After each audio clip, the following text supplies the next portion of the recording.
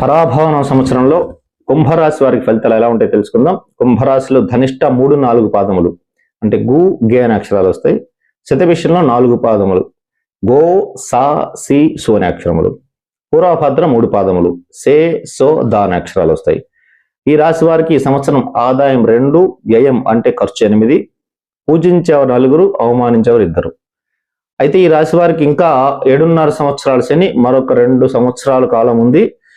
కాబట్టి ఈ రాశి వారికి సంవత్సరం 7.5 సంవత్సరాల శని ఉన్నప్పటికీ కూడా బృహస్పతి పంచమ స్థానంలో సంచారం చేయడం వలన మీకు ఈ శని ప్రభావం అంత పెద్దగా జూన్ 1వ తారీఖు వరకు వర్తించదనే చెప్పాలి. ఎందుకంటే పంచమ స్థానంలో ఉన్నట్టు గురువు మీ రాశిని చూస్తూ మీకు కావలసినటువంటి మానసికమైన సహజంగా ఏంటంటే ఎక్కడైనా శని దశ జరుగుతున్నప్పుడు మానసిక స్తబ్దత ఏర్పడుతుంది. అంటే మన మనస్సు పరిపూర్ణత్వం లేకుండా మానసికంగా కొంత వేళన, అట్లాగే మానసికంగా కొంత వేదన, అట్లే మానసికంగా కూడా కొంత పరిపూర్ణత్వం చేకూర్చేట్టుగా ఏ ఆలోచన కూడా చేయలేరు. అందువలన జూన్ 1వ తారీఖు వరకు మీరు సంవత్సరం బాగుంటుందనే చెప్పవచ్చు. అప్పటి వరకు కూడా చక్కటి కాలక్షేపములు, అట్లాగే విందు వినోదాలు, బంధుమిత్రులతో కలయిక, భగవదారాధన, అట్లాగే దైవ సంబంధమైన కార్యక్రమాల్లో పాల్గొనడము, దేవతా సంబంధమైన ఉత్సవాల్లో పాల్గొని మంచి కీర్తి ప్రతిష్టలు సంపాదించటము, సుఖవంతమైన జీవితము, ధనాదాయం కూడా చక్కగా ఉంటుంది. ఈ సమయంలో చేపట్టేటువంటి కార్యాలన్నీ కూడా చక్కగా మానసిక సంతృప్తితో మీరు ముందుకు వెళ్ళగలుగుతారు.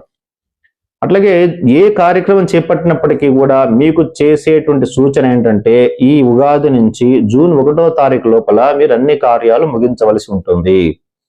అంటే అదేంటి మా చేతిలో ఉంటుందంటారా అనే సందేహం ఉంటుంది. వీలైనంత వరకు ముగించే ప్రయత్నం చేయండి. వివాహ ప్రయత్నాలు కానీ, ఉద్యోగ ప్రయత్నం కానీ, ఇల్లు కొనుక్కోవడం కానీ, ప్లాట్ కొనుక్కోవడం కానీ, విదేశాన ప్రయత్నాలు కానీ, ఏదైనా సరే వాహనం కొనడం కానీ, మీకు ఈ చేతిలో ఏ పనులైతే చేయగలరో వాటిని వాయిదాలు వేయకుండా సహజంగా కుంభరాశిలో శతభిష నక్షత్రం వారికి ఆత్మస్థైర్యం మెండుగా ఉంటుంది.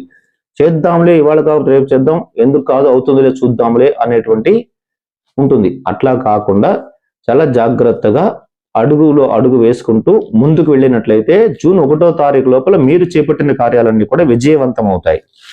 జూన్ 1వ తారీఖు నుంచి అక్టోబర్ 31 వరకు 6వ స్థానంలో శని సంచారం చేయడం వలన, 6వ స్థానంలో బృహస్పతి సంచారం చేయడం వలన చేయదలసిన కార్యాలు ఏవైతే ఉన్నాయో ఒక్కొక్కసారి అవి కూడా మీకు నిరుత్సాహపరిచే అవకాశం ఉండి ఆ పనులు కాకపోవడం, ఆ పనులు చేసి విసిగి వేసారిపోవడం కూడా జరుగుతూ ఉంటుంది. ఒక్కొక్కసారి ఒక్కొక్క విధంగా ఉంటుంది.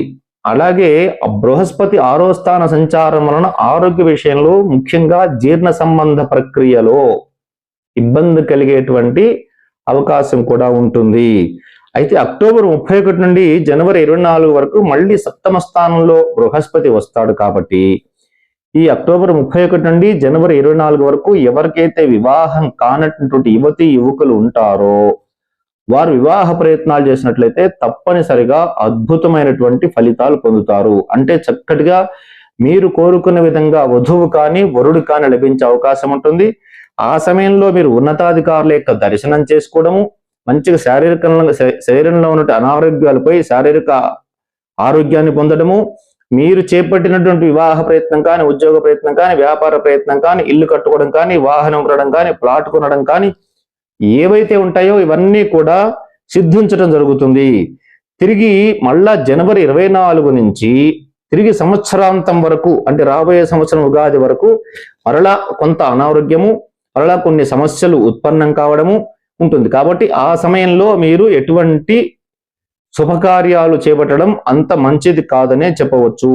అనుకోనటువంటి ధన సంబంధమైన ఇబ్బందులు కూడా రావచ్చు.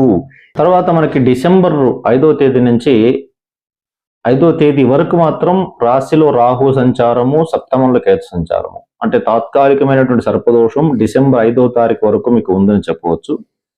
దీనివల్ల భార్యాభర్తల మధ్య విరోధములు, లేదంటే మనస్పర్ధలు, అపోహలు, భ్రమలు కలుగుతూ ఉంటాయి. మీరు ఏది తప్పు చేయరు కానీ చేశారు అనేటువంటిది ఎదుటి వాళ్ళకి ఆ విధమైన భ్రమ కలిగి మీతో కాస్త మానసికంగా ఇబ్బందికరంగా వారు ప్రవర్తించేటువంటి లక్షణాలు కనపడుతూ ఉంటాయి. సో అందువల్ల డిసెంబర్ 5 వరకు కూడా మీరు భార్యా పిల్లలతో కానీ, మీ సహచర ఉద్యోగస్తులతో కానీ, మీ వ్యాపార భాగస్వాములతో కానీ, మీతో కలిసి ఎవరైతే ప్రయాణం చేస్తూ ఉన్నారో వారితో కూడా చాలా జాగ్రత్తగా మసలుకోవలసి వస్తుంది. ఇది జాగ్రత్త సుమ. అట్లాగే కొన్ని వివాదాలు కూడా ఏర్పడేటువంటి అవకాశం ఉన్నది. అటువంటి వివాదాలు ఏర్పడకుండా చూసుకోవాలి. చిన్న చిన్న సమస్యలు కలగకుండా చూసుకోవాలి. స్థాన చలనానికి కూడా అవకాశం ఏర్పడుతున్నది. ప్రయాణాలు ఎక్కువగా చేయవలసి వస్తూ ఉంటుంది. ఆ ప్రయాణాలు చేసే ప్రయాణాల్లో మనకు ఆనందం కలిగించే ప్రయాణాలు కొన్ని ఉంటాయి. అంటే ఏదైనా పని మీద వెళ్తాం, ఆ పని పూర్తి కావాలి. కాలేదనుకోండి, అనవసరంగా శ్రమ అయిపోతుంది, డబ్బు దండగా అయిపోతుంది, టైం వేస్ట్ అయిపోతుంది, కాలం కూడా వ్యర్థం అయిపోతుంది. అప్పుడు తీవ్రంగా కోపం వస్తూ ఉంటుంది. అలాంటి సంఘటనలు కూడా మీకు ఇప్పుడు జరిగేటువంటి అవకాశం కనపడుతూ ఉంది. చిన్న చిన్న విషయాలకే మానసికంగా ఉద్రేకము, ఉద్విగ్నము, ఆవేదన, ఆవేశం వస్తూ ఉంటాయి. అందువల్ల మీరు ఆ ఆవేశాన్ని జాగ్రత్తగా కంట్రోల్లో ఉంచుకొని ఉండకపోయినట్లయితే మీరు కొన్ని విషయాలలో కొన్ని సమస్యలు ఎదుర్కోవలసినటువంటివి, ఆ తర్వాత ఆ సమస్యల వలన మానసిక సంఘర్షణ, ఒత్తిడి, ఇటువంటి వాటికి గురి కావలసి వస్తుంది. ఈ సంవత్సరం వరకు కూడా శత్రువులపై విజయం సాధించడంలో ముఖ్యంగా మీరు సాధించేటువంటి ఒక ప్లస్ ఏంటంటే, ఈ సంవత్సరం శత్రువులపై విజయం సాధించే అవకాశాలు, శత్రువులతో ఎలా పోరాడాలి, వాళ్ళపైన ఎట్లా విజయం సాధించాలి అనేటువంటి ఒక పక్కా ప్రణాళికతో ముందుకు వెళ్ళి మీకున్న కార్యాలన్నీ కూడా పూర్తి చేసుకొని వచ్చేస్తారు. అట్లాగే మనకి అక్టోబర్ 31 నుంచి జనవరి 24 లోపల చేసేటువంటి వివాహ ప్రయత్నాలన్నీ కూడా నెరవేరుతాయి. వ్యాపార రంగంలో ఉన్నటువంటి వారికి కొంత పర్వాలేదు అని చెప్పవచ్చు. అంటే వ్యాపార రంగంలో ఎవరైతే ఉన్నారో వారికి ఈ సంవత్సరం కాస్త ఆచితూచి అడుగులేనట్లయితే చిన్న చిన్న నష్టములు, అంటే పెద్దగా కాకుండా మీరు భరించగలిగిన స్థితిలో ఉండి ఉంటాయి. ముఖ్యంగా నేను చెప్పేటువంటి సూచన ఏంటంటే, ఆర్థిక సంబంధమైన విషయాల్లో ఎక్కడా కూడా మీరు ఎవ్వరికి కూడా ఎటువంటి సహకారం అందించవద్దు. అంటే షూరిటీ సంతకములు పెట్టడం కానీ, అయితే ఎవరికైనా డబ్బు ఇచ్చి ఉండడం కానీ, అయితే మీకు రావాల్సిన డబ్బు విషయంలో కానీ మీరు ఎక్కడా కూడా రాజీ పడవద్దు. చాలా జాగ్రత్తగా ఉండండి. దయచేసి ధనం ఎవరికి ఇవ్వకండి. ఎవరికి ధన విషయంలో సహాయం అందించకండి. అందించినట్లయితే మీరు ఖచ్చితంగా ఆ ధనం విషయంలో ఆశలు వదులుకోవాల్సిన పరిస్థితి ఏర్పడుతూ ఉంటుంది. ఎవరికైనా షూరిటీ ఇచ్చి వాళ్ళు ఇవ్వకపోతే నేను ఇస్తాను అనేటువంటి ఆలోచన కూడా తీసేయండి.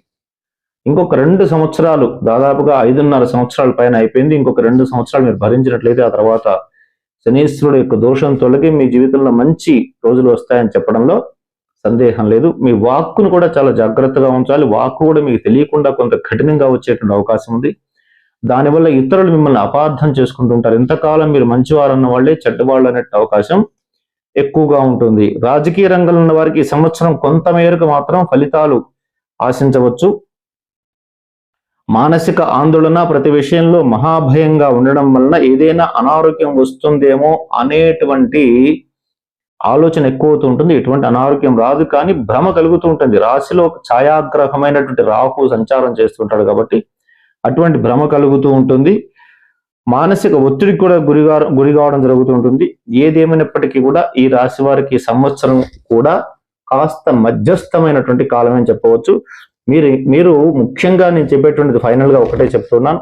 ఏ పని చేయాలనుకున్నప్పటికీ కూడా జూన్ 1వ తారీఖు లోపల మీరు ఏ కార్యక్రమాలైనా ముగించండి.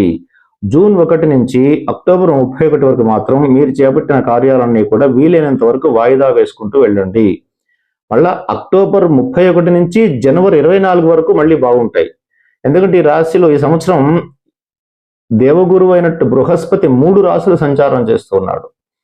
సో దీని వలన ఏంటంటే ప్రతి రాశి వారికి, మీకే కాదు ప్రతి రాశి వారికి ఈ యొక్క ఇబ్బందులు తప్పవు. కొంతమందికి మంచి అయినా చెడైనా ఈ ఇబ్బందులు తప్పవు ఈ సంవత్సరం.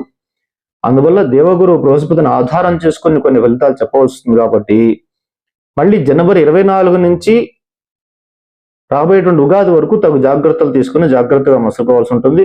విద్యార్థులు కూడా చాలా జాగ్రత్తగా ఉండాల్సి వస్తుంది. జూన్ 31 లోపల ఉండేటువంటి ఫలితాలు చాలా బాగుంటాయి. జూన్ 31 తర్వాత వచ్చేటువంటి ఫలితాలు కొంచెం ఇబ్బందికరంగా ఉంటాయి. కాబట్టి అత్యధికమైనటువంటి శ్రమతో మాత్రమే మీరు ఫలితాలని అందిపుచ్చుకోగలరని చెప్పవచ్చు. ఇక ఈ రాశి వారికి మరిన్ని ఉత్తమమైన ఫలితాలు పొందడానికి అరుణాచలంలో ఉన్నటువంటి గిరి ప్రదక్షిణ, అరుణాచలేశ్వరుడికి మీరు వెళ్ళగలిగిన వారు మాత్రమే గిరి ప్రదక్షిణ చేయడం మంచిది.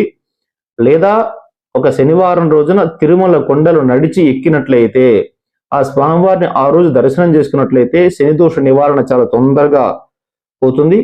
అలా కాకుండా మీరు ఈశ్వరుడికి మాస శివరాత్రి రోజున తులసి, బిల్వ, నిర్గుండి, జంబీరామలకం తథా పంచబిల్వం అంటారు. వీటిని 5 రకాల బిల్వం అంటారు. మనందరికి ఒకటే బిల్వం తెలుసు.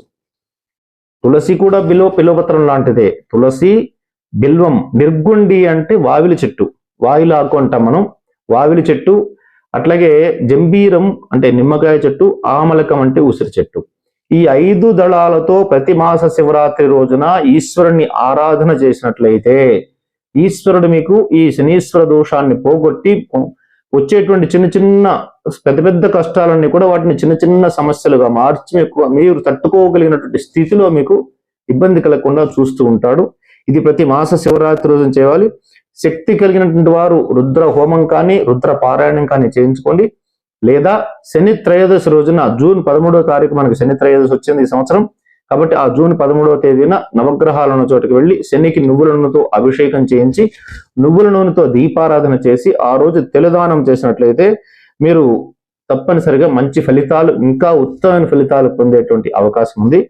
ఇకపోతే ఈ రాశి వారికి ఈ సంవత్సరమే కాదు ఎప్పటికీ కూడా అదృష్ట వారములు వచ్చేసి బుధవారము, శుక్రవారము, శనివారము. అట్లాగే అదృష్ట రత్నం విషయానికి వచ్చేసరికి వ్యక్తిగత జాతకాన్ని జ్యోతిష్ని వద్ద పరిశీలించి ఆ తర్వాత మాత్రమే మీరు ఈ రత్నాన్ని ధరించాల్సి ఉంటుంది. కాబట్టి ఇప్పుడు ర్యాండమ్ గా ఆలోచించినట్లయితే నీలము కానీ వజ్రము కానీ పచ్చ కానీ పెట్టుకోవచ్చు. నీలమైనట్లయితే మధ్యవేలికి, వజ్రం కూడా మధ్యవేలికే. నీలం 3 క్యారెట్లు, వజ్రం అయితే 30 సెంట్స్ అంటే 30 సెంట్లు మాత్రమే. అట్లాగే పచ్చనైతే 3 క్యారెట్లు ఈ వేలికి పెట్టుకోవచ్చు. అట్లాగే అదృష్ట దిశ వచ్చేసి పడమర బాగా ఉంటుంది, తర్వాత వచ్చేసి ఉత్తరం బాగుంటుంది. అదృష్ట వర్ణం వచ్చేసి నీల వర్ణము లేదా తెలుపు లేదా బ్లాక్ కలర్ కూడా బాగుంటుంది. ఇవన్నీ కూడా సూచనలు మీరు గుర్తుంచుకొని చక్కటి జీవనాన్ని కొనసాగించవలసిందిగా కోరుకుంటున్నాను.